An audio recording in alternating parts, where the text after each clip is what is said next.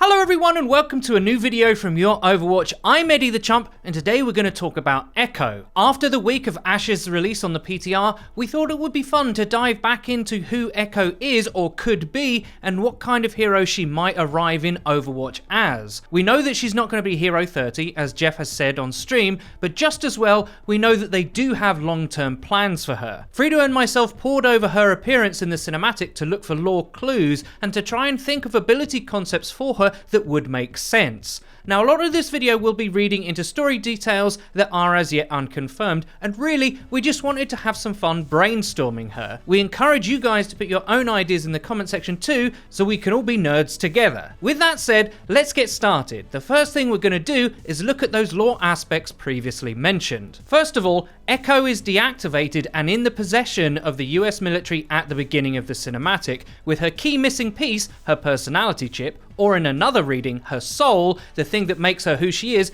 in McCree's hands. This tells us several things. Echo was probably designed as a weapon, hence the military train, most likely by the US government. I'd speculate here that her primary design function was as some sort of drastic counter to the Omnic threat, a doomsday weapon of last resort to nullify the rogue god machines posed in the Omnic crisis. A note about her power level lore-wise, McCree says to her that the reforming Overwatch want him, but really need her. That tells me she's a level above other characters in terms of her capacity, perhaps for good and bad, which is key to who we think Echo is. We think Echo is a sophisticated AI that somehow achieved sentience, and instead of allowing herself to be used as the weapon she was designed to be, either decided to take herself offline and trust a very close friend to keep her safe, or was forcibly deactivated because she didn't obey her programming. The tenderness shown between McCree and Echo as she wakes up to me implies a closeness in their relationship that could demonstrate such trust. An AI character whose story arc moves from a weapon of mass destruction to be used at the whim of others into an independent life form of their own right, capable of making their own decisions, is very in keeping with the themes of artificial life in the Overwatch universe. Bastion has very similar parallels as an example, and if she was created by a government to perform a certain function, particularly a devastatingly destructive one,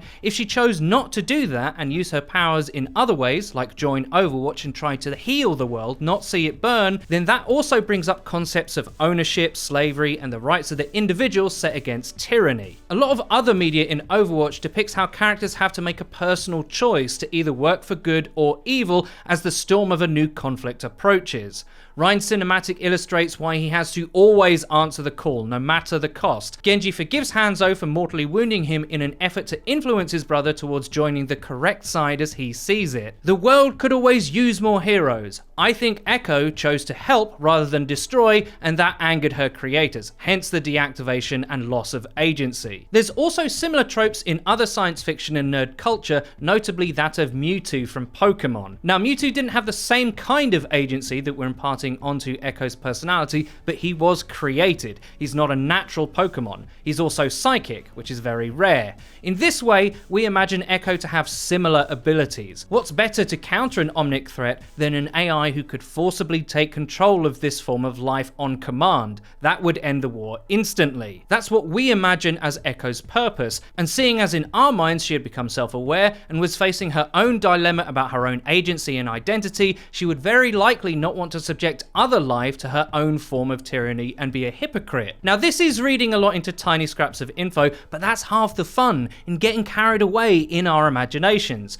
This is who we think Echo is, and her kit should reflect this. So for the second part of the video, we're going to flesh out her concept, starting with her role, weapon, and cooldowns. Now, Jeff and other devs have said on various streams that they're working on a lot of supports and tanks to catch up their numbers compared with the expanded damage category. So we think Echo will be a tech support, not a main healer. She's certainly not built to be a tank. All the other tanks in the game are large, and that's for a reason. The reason for tech support versus main healer is she's a military asset lore-wise. Her kit will likely do more things than just heal. If she's as powerful as we speculate she is in terms of story, that's not because she just heals everything so much. Now, we're going to be bold for her weapon. What if Echo doesn't have one? Instead, her value is derived by what her kit is capable of. She doesn't seem to have a weapon in the cinematic, and remember, we think she is the weapon herself. I know that's a strange concept, Every hero can shoot in some way, but you haven't heard what we've imagined for her kit yet, so buckle up, it's about to get wild. Mimic. So one way we imagined Echo could influence the battlefield is in capturing or mimicking other heroes' cooldowns, like the Dota 2 character Rubik. His ability, Spell Steal, allows him to do just that. It's even led to one of the most famous plays in Dota history, whereby a Na'Vi team turned an ult fight on its head by capturing enemy ults and using it against them. Echo's Mimic could work in an absorption kind of way, whereby an enemy ability used against her while Mimic is active becomes available for her own use.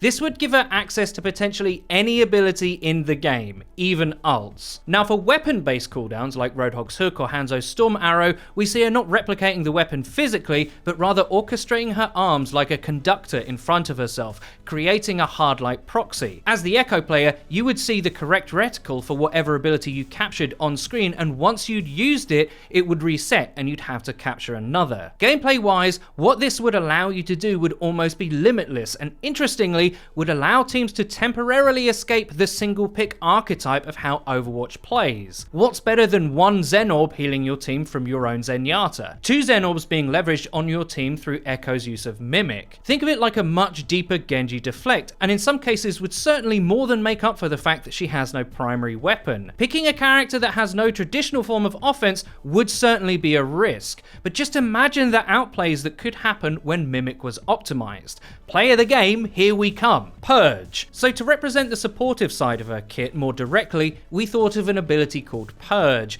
Being a military AI, Echo could arguably make use of military satellites. Purge could be a targeted AoE, much like how you aim Doom's ult, and cool down a beam that made those within it immune to CC, I got you Ryan Mains, heal for a short time, and remove any debuffs such as anti-nade, sleep, or hack.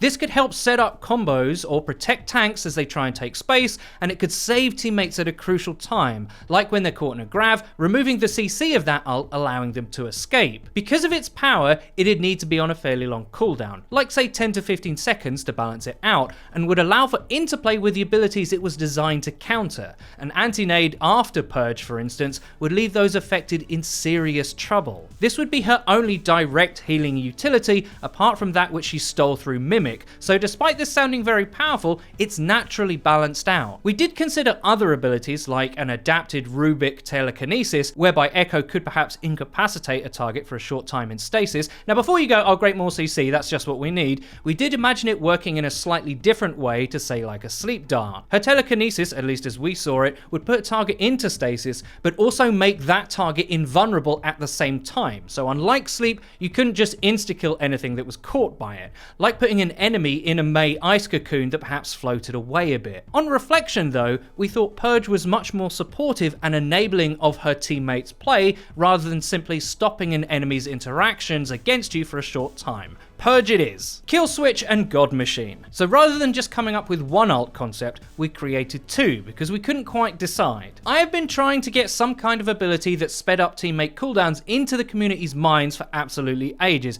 I believe I called it Haste in another video. However, as a normal ability on reflection, it might be way too strong. Does Doomfist just become an even more annoying hero if he just has shorter cooldowns regularly throughout a match? Very probably. However, as an ult, I can see that working.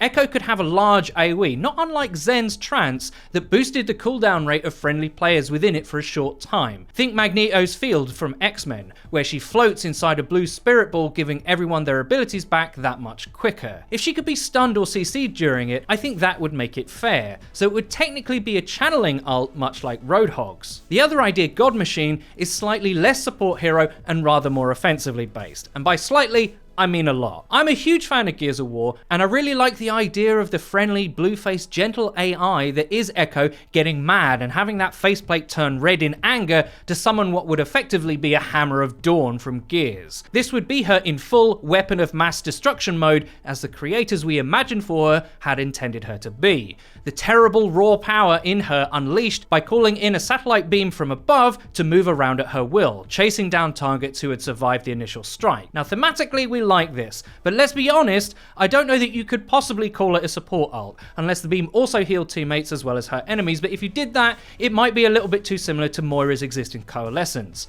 It's a cool idea and in keeping with what we think might be her backstory, but perhaps kill switch is just a better, more supportive choice. Now, with no weapon, 2 abilities and an ult, that completes our concept for Echo. What do you guys think? Do you think we're on the right track with her lore origins? Do you like the abilities we came up with for her? Write down in the comment section some of your own creative input. As we said at the beginning, this is all in the name of fun. Echo is still quite a far way off, so anything could happen between now and then. I really hope you enjoyed this video. If you did, please don't forget to leave a rating. If you never want to miss another video of ours again, please click the bell icon next to the subscribe button on our channel to join the notification squad. You'll be in great company. And finally, please follow the Your Overwatch Twitter. It's where you can find updates about new videos and other cool stuff. I've been Eddie the Chump, and until next time,